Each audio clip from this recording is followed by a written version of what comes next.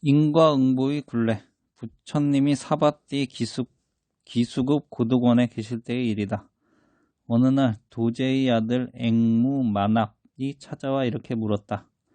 부처님, 어떤 인연으로 중생들은 다같이 사람의 몸을 받았으면서 또 지위가 높고 낮으며 얼굴이 잘생기고 못생겼으며 목숨이 길고 짧으며 병이 있고 없으며 위덕이 있고 없으며 비천한 집과 존귀한 집에서 태어나며 재물이 많고 적으며 총명하고 어리석게 되나이까. 그것은 중생들이 자기가 행한 업 때문이니라.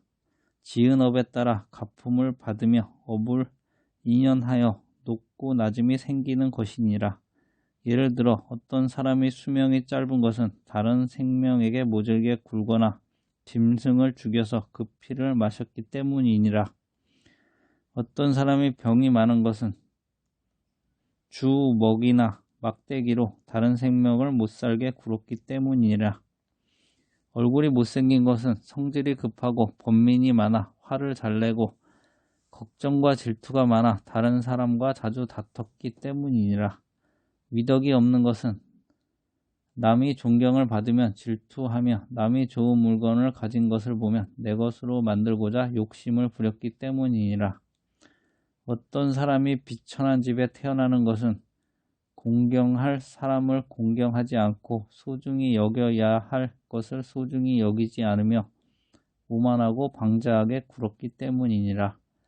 가난하고 재물이 적은 것은 빈궁하고 고독한 사람, 수행자나 거지에게 음식이나 옷, 그리고 그들이 필요로 하는 생필품을 보시하지 않았기 때문이니라. 어떤 사람이 어리석은 것은 자주 지혜로운 일을 찾아가 참다운 진리를 배우지 않고 죄가 되는 것과 안 되는 것을 묻지 않으며 검고 흰 것을 깨우치지 않았기 때문이니라. 중화암 44권 170경 앵무경. 동기론이 맞나 결과론이 맞나. 부처님 사바띠 기수급 고득원에 계실 때의 일이다. 어느 날 부처님은 비구들에게 인과응보에 대해 다음과 같이 말씀하셨다. 만일 어떤 사람이 고의로 업을 지으면 현세나 후세에 반드시 과보를 받을 것이다. 그러나 만일 고의로 지은 업이 아니라면 반드시 과보를 받는다고 나는 말하지 않는다. 고의로 짓는 업에는 세 가지가 있다. 신구의 삼업이 그것이다. 고의를 가지고 몸으로 짓는 업에는 세 가지가 있다. 첫째는 산목숨을 죽이는 것이니 중생에서 곤충까지 사랑하는 마음이 없어서 목숨을 해치고 피를 마시는 것이다. 둘째는 훔치는 것이니 남의 재물을 탐착하여 주지 않는 물건을 갖는 것이다. 셋째는 사음이니 부모, 형제, 자매의 보호를 받고 있는 여자나 남의 아내를 범하는 것이다.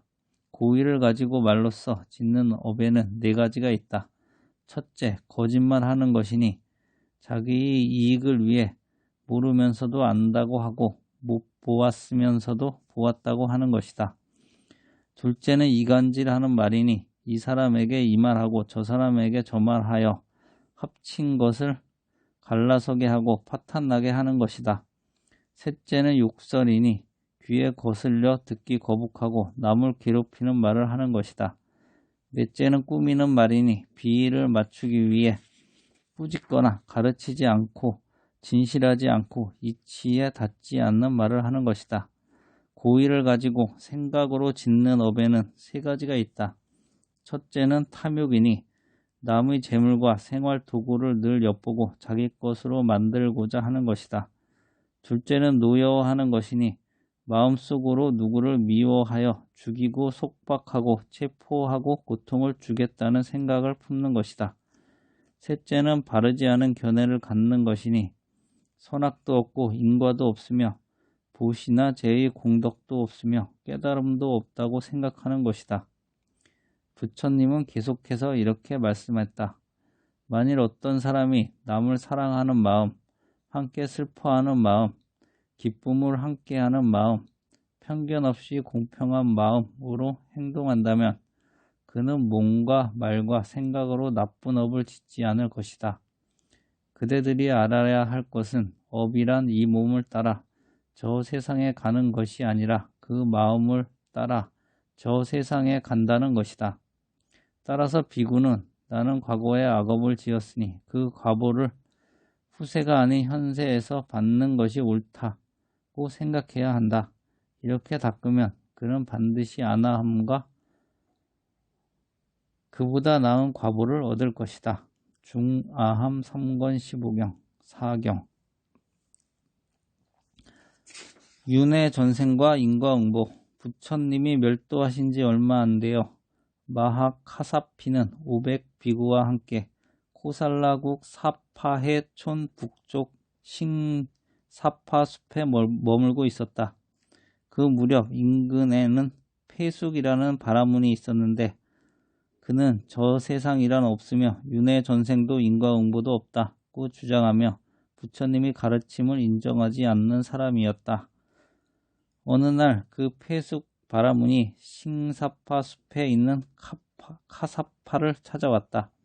사람들이 카사파를 찾아간다는 말을 듣고 같이 온 것이었다. 그는 인사가 끝나자 단도직입으로 말했다. 나는 저 세상이란 없으며 윤회 전생과 인과응보도 없다고 생각한다. 존자의 생각은 어떠한지 말해줄 수 있겠는가? 무슨 근거로 그런 말을 하는가? 내 친척 가운데 병들어 죽는 사람이 있었다. 그에게 나는 저 세상에 있거든 구경하고 돌아와 나에게 말해달라고 했다. 그러나 그는 아직 돌아오지 않았다.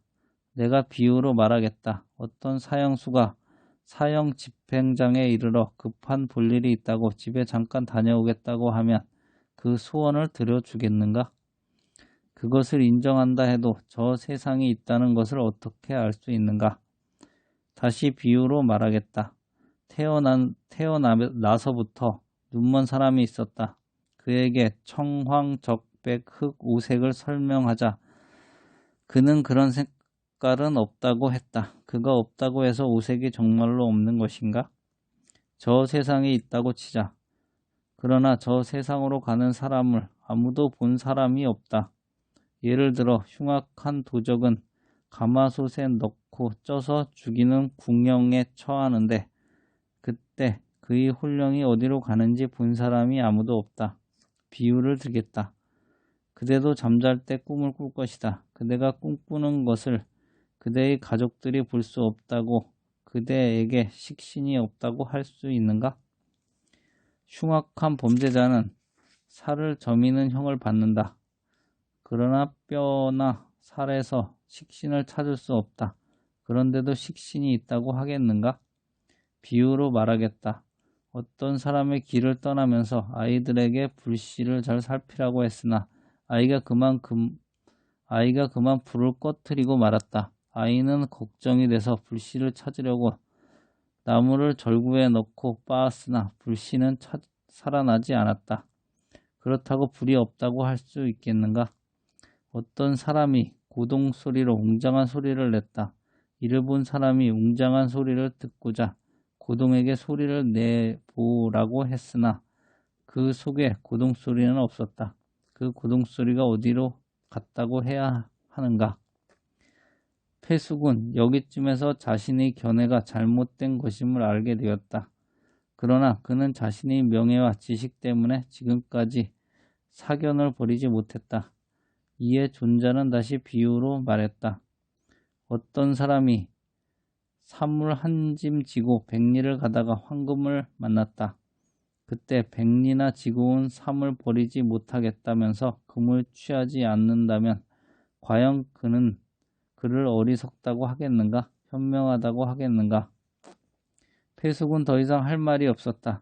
그 자리에서 삼보에 귀의하고 제가 신자가 되었다. 장화음 7권 7경 폐숙경. 이 세상이 파멸하는 이유.